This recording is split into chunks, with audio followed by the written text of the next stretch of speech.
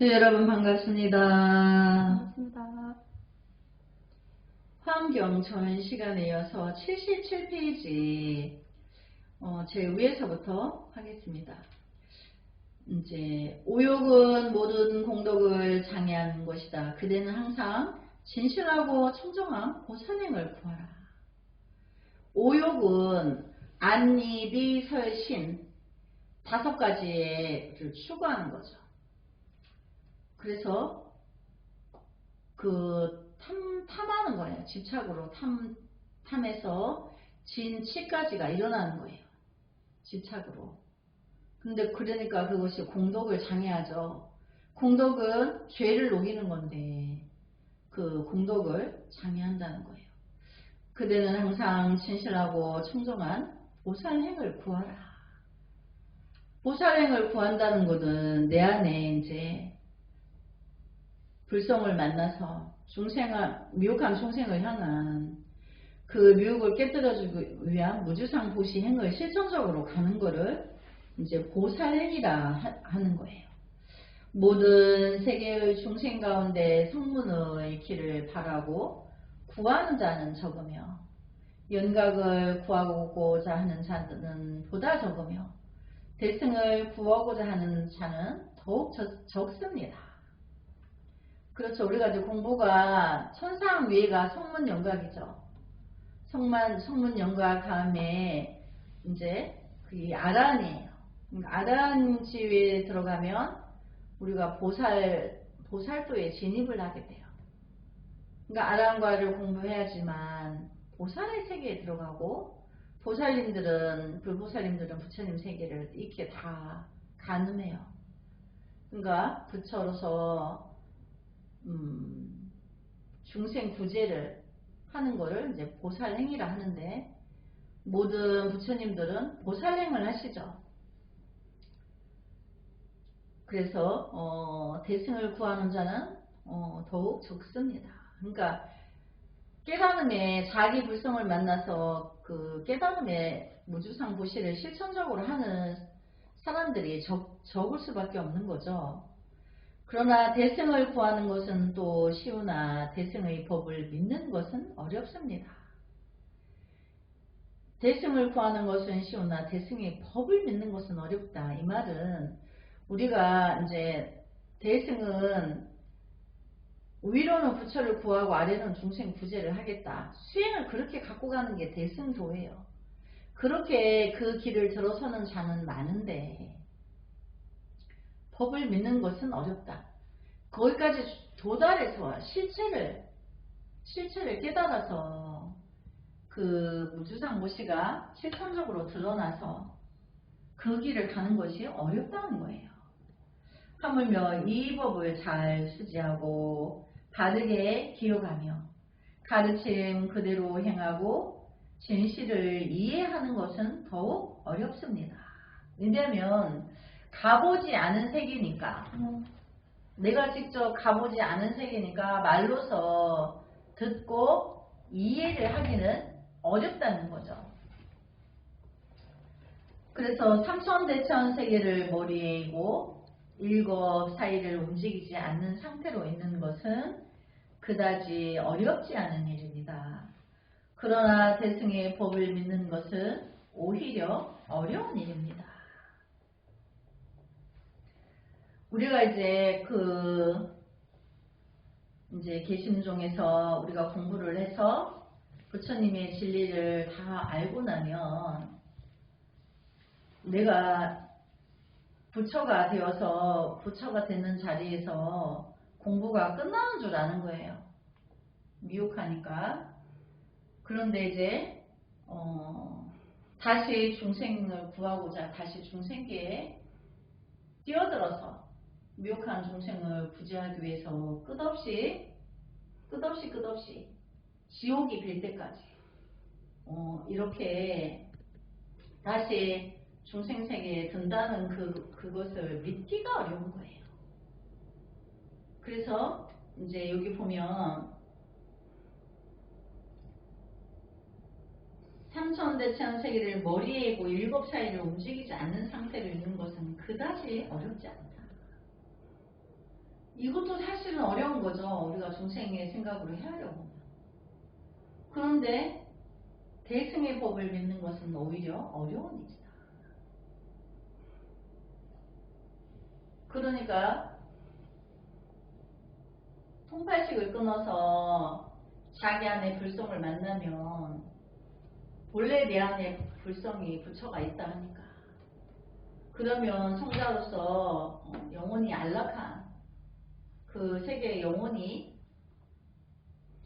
편안하게 중생 굳이 안 하고 있는 줄 아는 거예요. 중생의 분별로. 그러나 그 자리를 누구나 가게 되면 대자대비가 방타하여서 중생을 향한 끝없는 연민이 일어나서 미혹을 구제하고자 미혹한 세계에 다시 뛰어든다는 거죠. 그걸 대승이라는 거예요. 그 대승을 믿기가 어렵다는 거예요. 그래서 중생이 업이 높다 보니까 모든 경전에 이렇게 말씀을 부처님이 말씀을 하에 놓는데 그 중생 향한 연민이 일어나면 안 되는 줄 아는 거예요. 그게 아무것도 없다 했는데 그게 왜 일어나느냐. 자기 본래 불성에 대자대비가 가득한 불성이 그렇게 돼 있어요. 성품이. 불성이라 하니까 대자대비가 없고 그냥 껍데기만 있는 이렇게 뭐 그냥 부처의 상만 있는 줄 아는 거죠. 그렇지 않다고 누누이 모든 경전에 말씀하시는데 이 중생들이 단공에 빠져 있는 거예요. 아무것도 이제 중생의 미혹한 작용을 일으키지 말라니까 통팔식을 끊으면 죽는 줄 아는 거예요. 심정지가 일어나는 줄 아는 거예요. 통팔식이 끊어졌다고 해서 심정지가 일어나지 않는 거예요. 그걸 끊어지는 그 찰나에 본래 부처였던 나의 성품을 드러나서 만나게 되는 거죠. 그래서 서가모니 부처님처럼 길에서 태어나고 길에서 한평생을 사시다 열반에 길에서 열반에 드시는 길을 기꺼이 하시는 거예요. 그런데 이제 그렇게 하라고 누누이 했는데 그렇게 안 하고 뭐 수행을 하면 무슨 부처님이 주지 않은 벼슬을 하는 거예요. 그게 무슨 벼슬인 줄 아는 거죠. 내가 참선하면 벼슬 하는 건 줄 알고 부처님 공부를 해서 불교 대학에 가면 불자님들이 나 어느 불교 대학에 몇 기생이다 이렇게 상을 내는 거예요. 그게 벼슬이 아닌데 자기가 거기서 더 진도를 더 나가야 되는데 그래서 불법의 교회에서 기꺼이 부처님께 공양하고 경전도 읽고 수리 독송하고 익히고 남을 위해서 이타임을 해야 되고 당연히 그런 건데 안 하고 살다가 어쩌다 해보고는 나 이거 언제까지 해야 돼요? 이렇게 묻죠. 끝이 없는 거죠. 자기가 자기 불성을 보고도 자기 불성을 만나면 미혹한 중생 세계에 다시 또 뛰어드는 건데 끝이 없죠. 다 한이 없어요. 근데 언제까지 해야 되냐? 언제 하면 다 하느냐? 이렇게 분별로서. 그래서 대승의 법을 믿는 것은 오히려 어려운 일입니다. 모든 세계의 중생이 일곱 동안 공양한다 해도 그 공덕은 그다지 뛰어나다고 할 수 없습니다. 그러나 대승의 법을 믿는 공덕은 보다 뛰어납니다. 대승 그러면 무조건 미혹한 깨닫지 못한 중생을 향한 연민이에요. 대자대비로 그들의 죄업을 소멸시켜서 그들도 마음의 눈을 뜨게 해주고자 하기 위해서 목숨을 바쳐요. 그래서 더 낮은 곳으로 그 미혹이 미혹함이 더 무겁고 중할수록 더더욱 대자대비 해줘요. 거기에 자기 상을 낼 수가 없어요. 그런데 이제 조금 알면 상부터 내서 자기의 팔식이 안 끊어졌기 때문에 그래서 대승을 믿기가 어렵고 실천을 하기 어렵다. 그래서 부처님 세계 7 동안 공양하는 것은 그다지 어렵지 않은데 그 믿는 것이 공덕보다 뛰어나다. 그 믿음이. 그러니까 대승은 상구불이 하와 중생이 위로는 부처를 내하의 불도를 구하고 아래로는 미혹한 사람에게 내가 아는 만큼 불법을 안내해주는 거예요. 그래서 함께 성불하는 길을 함께 가는 거예요.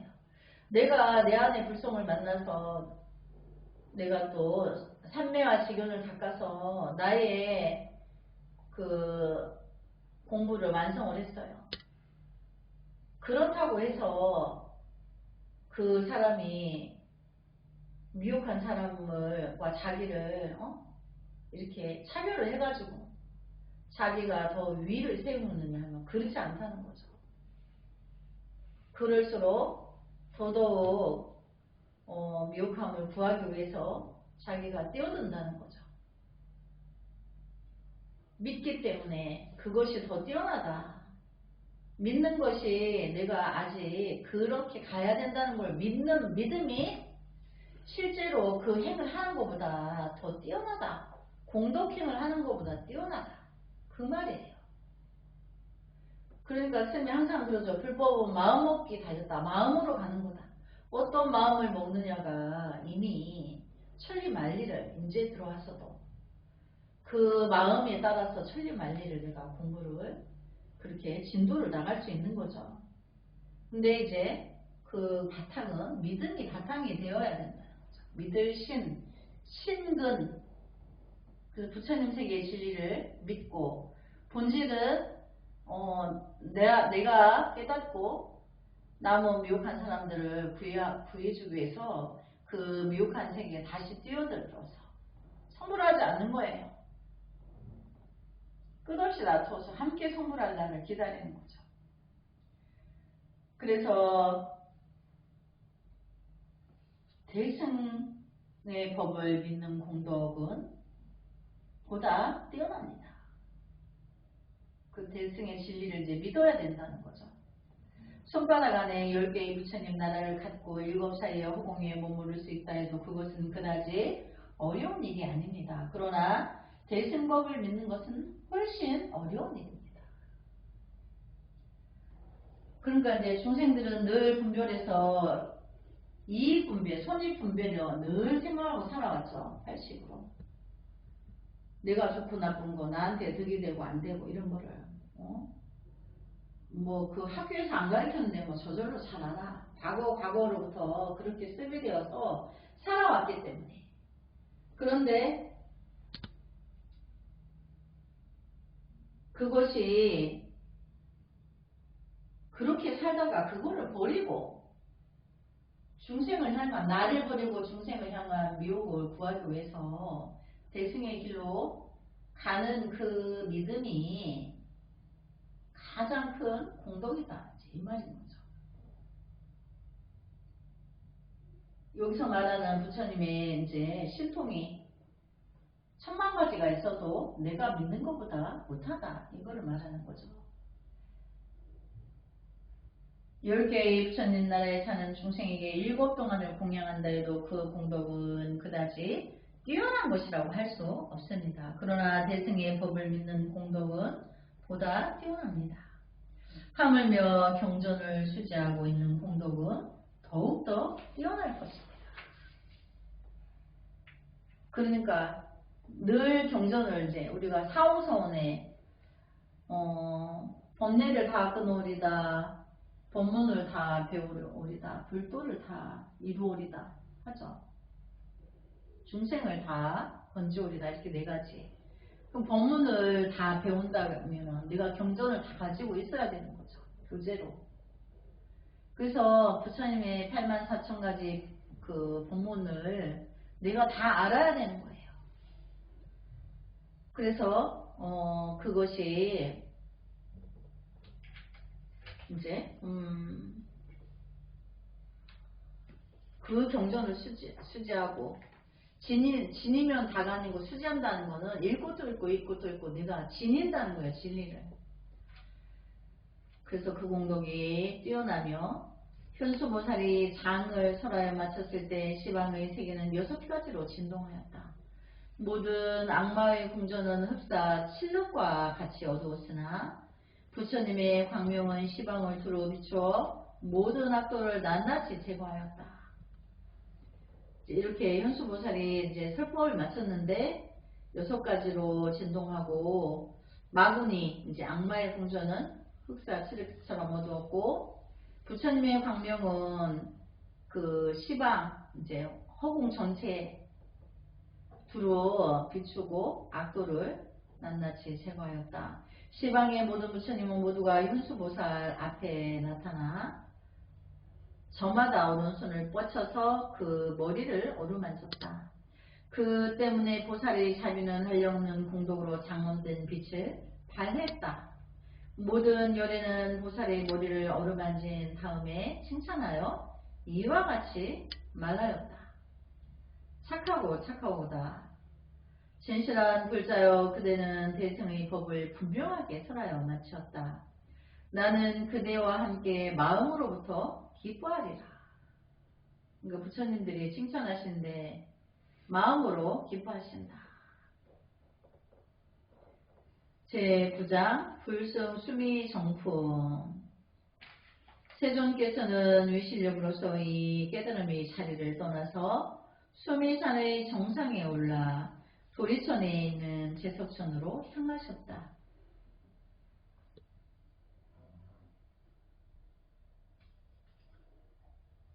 그때 제석천은 저 멀리로부터 부처님 오시는 것을 보고 많은 보배를 뿌린 자리를 만들어 그 위에 또 보배로 된 자리를 몇 겹을 폈다.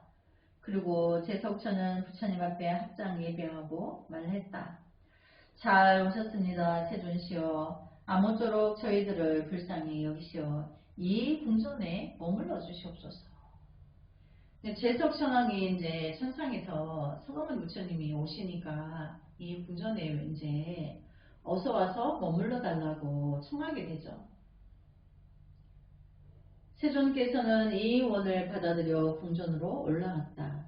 그때 제석천의 궁전에서 흘러나오는 무량한 음악은 부처님의 위실력으로 인하여 조용해졌다.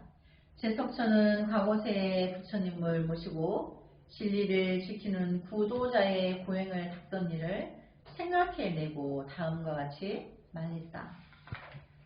가섭불은 대자대비를 갖추어 복덕이 원만합니다. 그러니까 가섭 부처님을 말하는 거죠. 가섭 부처님 시대에 그 대자비를 갖춰서 복덕이 원만합니다. 그 부처님은 전에 여기 오신 적이 있었습니다. 그 때문에 이 땅은 보다 축복되었습니다. 구나 한모리불의 지혜는 장애가 없고 복덕이 원만합니다. 그 부처님도 전에 이곳에 오셨습니다. 때문에 이 땅은 보다 더 축복되고 있습니다. 여기 보면 구나한모니불 이제 가섭불, 구나한모니불 이제 과거 7불이라고 해요. 석가모니 부처님이 이전에 과거에 7분의 부처님이 계셨어요. 그래서 그 다음에 구류선불, 구류선불의 몸은 흡사 황금의 산과 같고 복덕이 원만합니다. 그 부처님도 전에 이곳에 오신 일이 있었습니다. 그 때문에 이 땅은 보다 더 축복되고 있습니다. 비사 부불은 탐욕과 분노와 우치의 삼독을 떠나서 복덕이 원만합니다. 그 부처님도 전에 이곳에 오신 적이 있습니다. 때문에 이 땅은 보다 더 축복되고 있습니다. 시기불은 항상 적연하고 복덕이 원만합니다. 그 부처님도 전에 이곳에 오신 일이 있습니다. 때문에 이 땅은 더 축복되고 있습니다. 비바시불은 흡사 보름달과 같으며 복덕이 원만합니다. 그 부처님도 전에 이곳에 오신 적이 있습니다. 그 때문에 이 땅은 보다 더 축복되고 있습니다. 연등불은 세계를 밝게 비추며 복덕이 문만합니다. 그 부처님도 전에 이곳에 오신 적이 있습니다. 때문에 이 땅은 보다 더 축복되고 있습니다. 이와 같은 제석천은 부처님의 실력을 받아서 과거의 모든 부처님의 공덕을 찬탄하였다. 10만의 제석천도 또한 저마다 전에 수행하던 곳에 있는 과거세의 모든 부처님을 찬탄하였다. 그때 세존께서 사좌자에 올라 겨울 가보자 하였다. 그러자 궁전은 곧 순식간에 넓혀지고 도리천도 같은 넓이가 되었다. 10만의 궁전도 또한 그와 같이 넓혀졌다. 서가모니 부처님이 이제 저 제석천왕에 있는 도리천을 이제 크기를 이제 도력으로 확장을 시킨 거죠. 그래서 제10장 보살운지 묘승 전상 설계품, 보살운지 묘승 전 상설 계품. 그때 시방에 있는 모든 보살들은 저마다 수많은 보살들을 이끌고 부처님을 찾아와 합장하고 예배하였다. 이 세계의 정상 수미산 위에 있는 보살들이 운집하여 흡사 시방세계와 같았다. 그때 세존께서는 두 발의 발가락에서 아름답고 무수한 광명을 발하여 시방세계의 궁전을 비추었다. 그리하여 여기 모인 보살들의 광명 속에 떠올랐다. 그때 법회보살은 부처님의 신통력을 받아서 시방세계를 남김없이 관찰하고 개송으로 읊었다. 일체의 모든 부처님은 수미산 정상에 있는 제석천의 묘승전에 나타나셨습니다. 부처님을 받드는 이 무수한 보살들은 시방으로부터 찾아와 결과보자 하였습니다. 그리고 법회보살은 대중을 향하여 말하였다. 이제 법회가 일어나려고 하는데 이제 법회를 준비하고 고하는 내용이죠. 모든 보살들이여 다음과 같이 알아야 합니다. 열의 실력에 의하여 모든 세계 모든 사람 앞에 부처님이 계십니다. 지금 우리는 부처님께서 제석천의 묘승전에 앉아 계시는 것을 보고 있습니다. 시방세계의 묘승전도 또한 같습니다. 이는 한결같이 열의 자제력에 의한 것입니다. 모든 세계 안에서 뜻을 세우고 최고의 깨달음을 구하는 자는 먼저 청정한 서운을 일으켜 보살행을 닦아야 합니다. 보살은 헤아릴 수 없는 긴 세월을 수행하고 가르침을 펴는 데에도 장애가 없으며 시방을 비추어 어리석음의 여dom을 제거하고 있으니 그 힘은 무엇에도 비교할 수가 없습니다.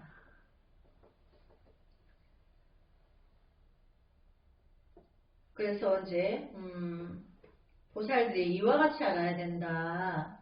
부처님의 자들에게 의하여서 보살들이 뜻을 세우고 보살도를 일으키고 긴 세월 동안의 가르침을 받고 또 시방을 비추어 어리석음을 제거하고 있으니 그 힘이 어디에도 비유할 수가 없다. 또한 일체해 보살은 부처님의 신통력을 받아서 시방 세계를 남김없이 관찰하고 다음과 같이 찬탄하였다.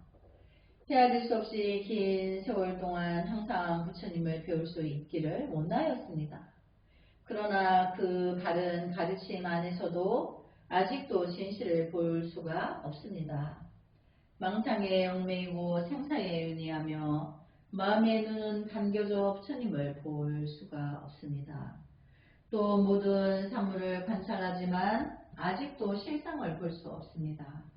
일체의 모든 사물은 생멸하고 있다고 생각하여 그 관념에 얽매여 있습니다. 만약 일체의 사물은 생하는 일이 없고 멸하는 일도 없음을 깨달을 수가 있으면 모든 부처님은 항상 눈앞에 나타날 것입니다. 네, 수행이 이제 제대로 바르게 정법의 원리에 들어가면 항상 부처님이 내 눈앞에 현존해 계신다. 그 뜻이죠. 그래서 모든 사물은 본래가 집착도 없고 변하지 않는 주체가 있는 것도 아니며 공정하여 진실 그 자체까지도 없습니다. 모든 부처님은 본래 공하여 헤아려 알 수가 없습니다. 그러니까 우주 만물의 그 물질은 본래 주체가 있는 게 없다. 있다고 할 게 없다. 삼라만상이 알고 보면. 근데 이제 그게 눈으로 보이는 형상이 정말로 이제 진짜 참 현상인 줄 알고 끄달려 다니면서 집착하고 이제 고통을 만들어 간다는 거죠. 그래서 그 자리는 공정하다, 또 진실하다 그런 것도 없다는 거죠. 분별이 끊어져 있으니까 그 부처님의 진실한 자리에는 해탈이다, 열반이다, 중생이다, 부처다 그런 어떤 분별도 그 자리에서는 세울 수가 없는 거죠. 그래서 본래 모든 부처님은 공하여 헤아릴 수가 없습니다. 그러니까 크기를 헤아릴 수도 없고 숫자로 무슨 그 헤아림을 가질 수가 없어요. 왜냐하면 지혜의 작용으로 일어나기 때문에 형상이 없는 지혜의 작용으로 있기 때문에 그 크기를 가늠할 수가 없다. 또한 공덕회 보살은 부처님의 신통력을 받아서 시방세계를 남김없이 관찰한 후 개송을 읊었다. 모든 것은 꼭도각시와 같이 허망하여 실체가 없습니다. 우리 삼라만상은 사실은 실체가 없죠. 모든 물질에게는. 그래서 꼭도각시와 같이 허망하여 실체가 없다 이렇게 말하죠. 그럼에도 불구하고 사람들은 이에 집착하여 항상 생산에 윤회하고 있습니다. 있다 할 게 없다 했는데 주체가 없다 했는데 끊임없이 추구하고 쫓아서 집착으로 생산에 윤회한다는 거죠. 8가지 바른 길을 알지 못하고 있습니다. 그거를 팔정도라고 해요. 8가지 바른 길, 팔정도를 알지 못하고 있습니다. 그러니 어떻게 하여 자기의 마음을 알 수 있겠습니까? 또한 도리 어긋난 견해로 인하여 여러가지 악을 만들고 있습니다. 사람들은 모든 것이 공함을 보지 못하고 항상 무량한 고뇌를 받고 있습니다.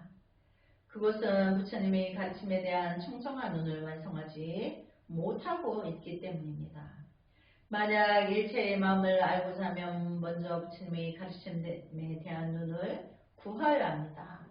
그렇게 하면 신실한 부처님을 볼 수가 있을 것입니다. 진정한 부처님의 이제 가르침의 눈을 구하기 위해서 내가 수행 정진하여서 나의 미혹을 끊고 내 안에 이제 불성을 만나야 되는 거죠.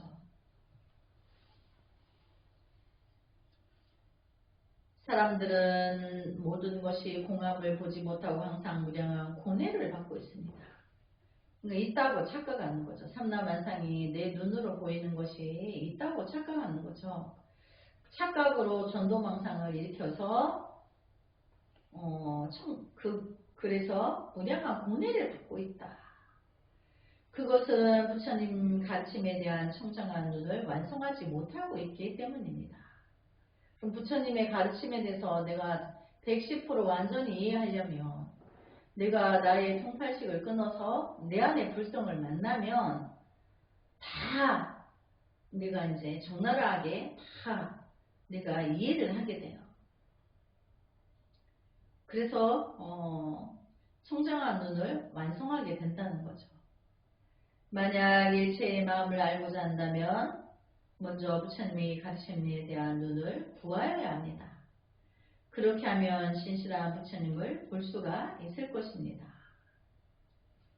여기 보면 만약 일체의 마음을 알고자 한다면 중생들의 미혹한 통팔식 세계를 다 비추어서 낱낱이 다 어디가 잘못됐고 어디서 구부러졌고 이렇게 전체를 다 볼 수 있기 때문에 중생부재를 할 수 있는데, 이제 내가 그 내 안의 불성을 만나서 삼매와 선정물, 직연을 닦아서 본질로 내가 완벽한 불성을 갖추었을 때, 그때 비로소 내 안의 불성을 내가 만난다. 만약 부처님을 보고서 자기의 마음에 집착하지 아니하면 모든 것의 진실을 깨달을 수가 있을 것입니다. 자기 안의 불성은 작용으로서 만나는데 그 작용이 너무나 진실하기 때문에 내 안의 불성에 내가 조복을 하게 돼요. 내 안의 불성을 만나면 내 안에 그 진실한 부처님 세계와 천만한 부처님 세계와 하나로 연계되어 있기 때문에 거기에 내가参배를 하게 된다는 거죠. 저절로 체달해서. 그래서 모든 것의 진실을 깨달을 수가 있을 것입니다. 그러니까 누가 말해줘서 아는 게 아니고 내 안에서 자체로 이것이 나의 불성이구나 이렇게 알아차린다는 거죠. 그래서 부처님은 실로 이 진실한 가르침으로 중생을 교화하십니다. 내 마음 안의 불성이 나에게 교화를 하는 거예요. 저기 무세계 천만억 부처님들이 오셔서 나에게 형상으로 와서 나에게 법문을 하는 게 아니고 내 안에 부처의 성품이 나에게 법문을 하는 거예요. 그래서 나의 미혹을 다 하나하나 파헤쳐서 다르게 교화가 된다는 거죠. 또한 선의 모사른 부처님의 신통력을 받아 시방세계를 남김없이 관찰하고 개송을 읊었다. 훌륭하고 훌륭합니다. 한량없는 부처님들은 해심을 떠나 스스로 생사를 넘고 해탈하여 중생들도 눈을 뜨게 합니다.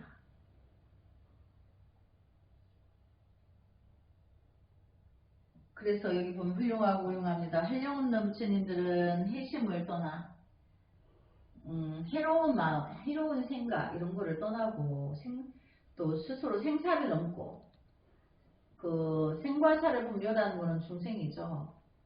그래서 그걸 넘고 해탈하여 당신이 먼저 해탈하고 나머지 중생들도 눈을 뜨게 한다 이 뜻인 거죠. 그러니까 내가 눈 뜨기 전에 남을 눈 뜨게 할 수 없어요. 내가 먼저 내 마음 안에 눈을 떠야 그때부터 무주상보시를 행을 실천적으로 할 때 미혹한 모든 중생들을 향해서 대자대비심이 발현이 된다는 거죠. 세간의 모든 모습은 모두가 공하여 실체가 없습니다. 그럼에도 불구하고 미혹한 사람은 이것을 진실이라고 생각합니다. 실제로 모든 것에는 그 자체의 본성은 없으며 이 본성이 없는 것으로 성품을 삼아 그 성질이 마치 허공과 같습니다. 그러니까 내 안의 불성은 비유하자면 우주의 삼라만상의 허공과 같다. 분별의식이 1도 없기 때문에. 그래서 삼라만상을 허공이 다 만상을 포함하고 있듯이 내 안의 불성도 그 중생의 미혹한 통팔시기의 만상을 다 꿰뚫어서 알고 있다는 거예요. 세간의 모든 모습은 모두가 공하여 실체가 없습니다. 세간에는 물질계는 사실은 알고 보면 주체가 없어서 비어있는데 그걸 공하다 한다. 그럼에도 불구하고 미혹한 사람은 이것을 진실이라고 생각합니다. 눈으로 보이는 걸 진실이라고 생각한다는 거죠. 착각으로. 실제로 모든 것에는 그 자체의 본성은 없으며 이 본성이 없는 것으로 성품을 삼아 그 성질이 마치 허공과 같습니다.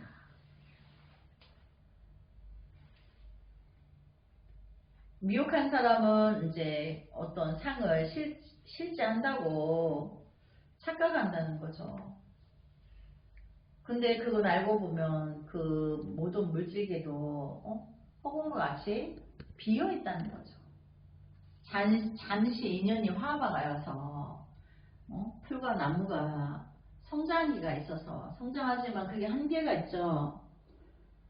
또 시간에도 한계가 있죠. 그래서 만약 이러한 모양을 설한다 하여도 설하여 마칠 수가 없습니다. 따라서 지혜 있는 자는 이것을 다음이 없다고 설하지만 그것 또한 다 설한 것이 되지 않습니다.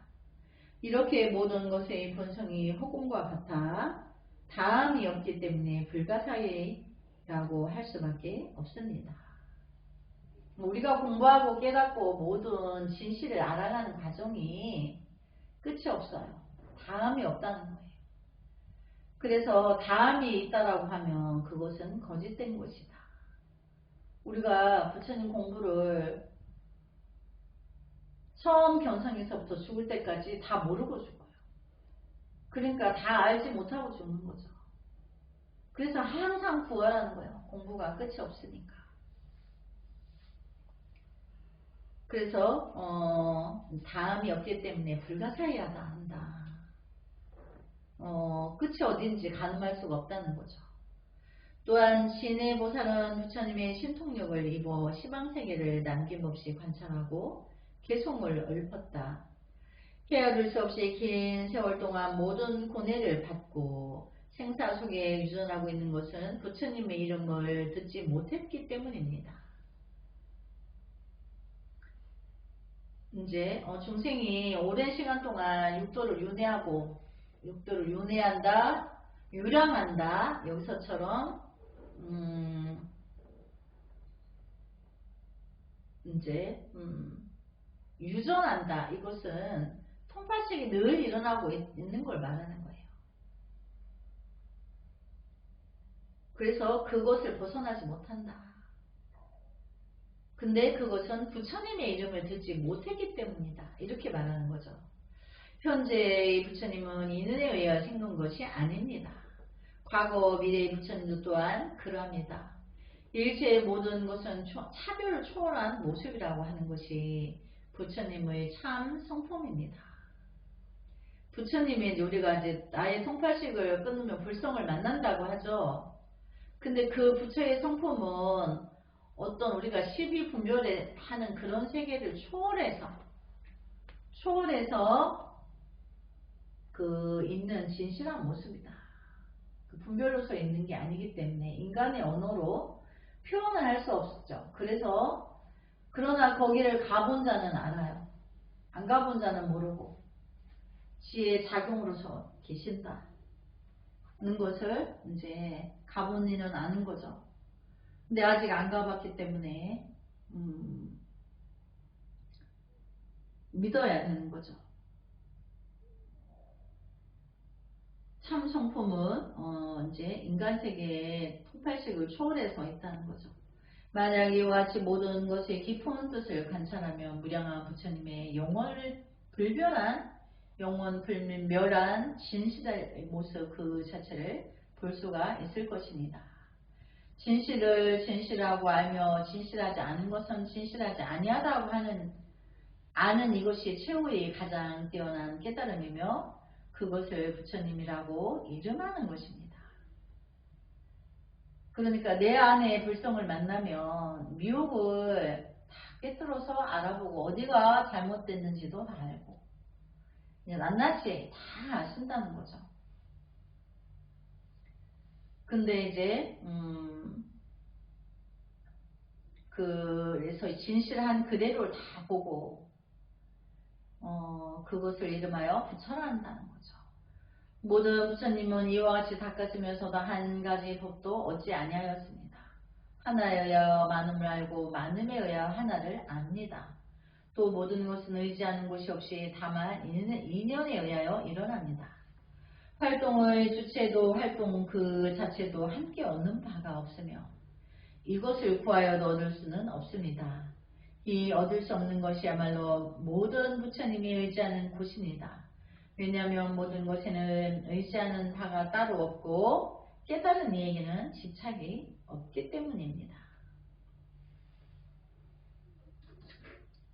오늘 이제 여기까지 공부하고 다음 시간에 이어서 하겠습니다.